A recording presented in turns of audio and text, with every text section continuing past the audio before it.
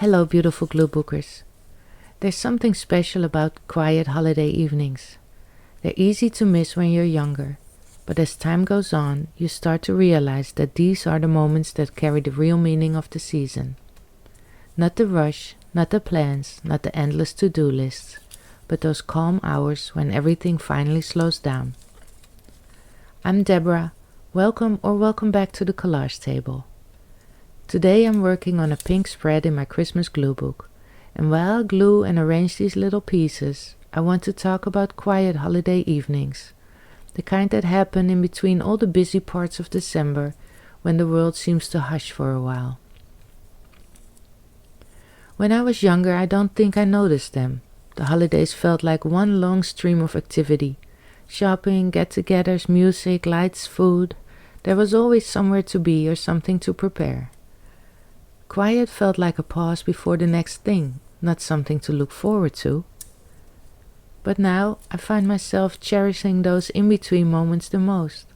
The evenings when the dishes are done, the lights are soft, and the only sound is maybe the hum of the heater or a Christmas song playing faintly in another room. That's when the season really settles in for me, when it's not about what's coming next, but about simply being here. I wonder if the younger generations get to feel that quiet too. So much of life now moves at the speed of a scroll, one video, one soundbite, one moment after another, all designed to keep us watching. The algorithms are clever that way. They learn what keeps us hooked, but somewhere in the process, they take away our stillness. It's strange how easy it is to fill every pause. A quiet evening turns into background noise. A quick check becomes an hour gone. We don't get bored anymore, but we also don't get that gentle emptiness where reflection can live.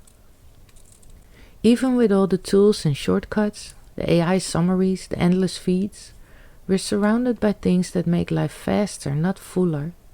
And maybe that's why quiet feels almost rebellious now. To sit without documenting, without multitasking, without feeding the machine, that's its own kind of peace.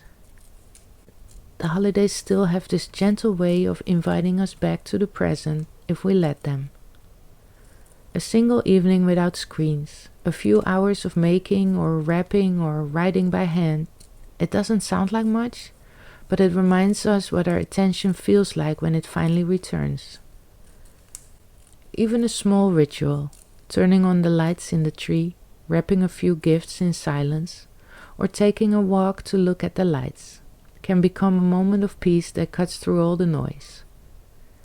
You don't even have to make it intentional, just noticing that stillness is enough sometimes. There's a strange in-between feeling that comes with December evenings. They can hold so much at once, joy and exhaustion, gratitude and sadness, a sense of warmth mixed with longing. It's the season of looking back and looking ahead at the same time, and sometimes that overlap stirs up more than we expect.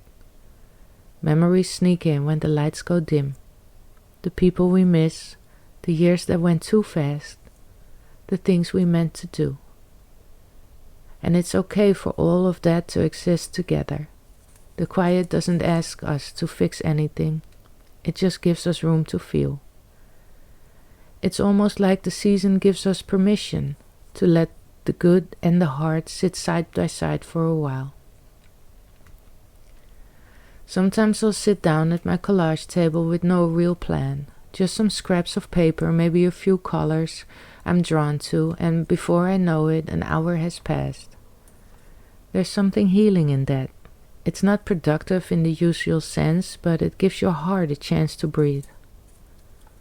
I think everyone finds their own version of a quiet evening. For some it's reading by the tree with a blanket and a cup of cocoa. For others it's wrapping presents while watching an old movie. Maybe it's baking late at night when the kitchen is empty, or writing a few cards by hand instead of sending a quick message.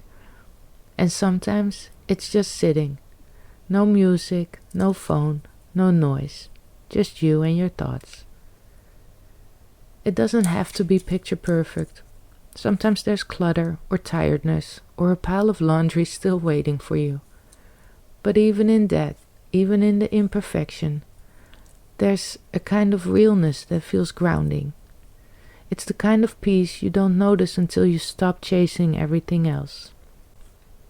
And some evenings, when our son's gone to bed and the house is finally still, my husband and I just sit together for a while. No phones, no shows playing in the background, just the two of us. It's such a simple thing, but it feels like the day exhales in that moment. We don't even have to talk much. Sometimes we do, sometimes we just sit. It's like pressing pause together, letting the noise fade out. Those small pockets of time remind me that slowing down isn't only about being alone. It's also about reconnecting, quietly, with the people who matter most. The conversations that happen then, in the stillness, feel different. Softer, more honest, like they belong to the night itself. And it makes me think, maybe this is what rest looks like now. Not escaping to somewhere else, but being fully here in the life you've built, noticing it, appreciating it, one quiet evening at a time. I think these quiet evenings are when we start to feel the meaning of things again. When everything slows down, it gives our minds a bit of room to wonder. We think about the people who aren't here, the moments that meant something, and how much or how little has changed.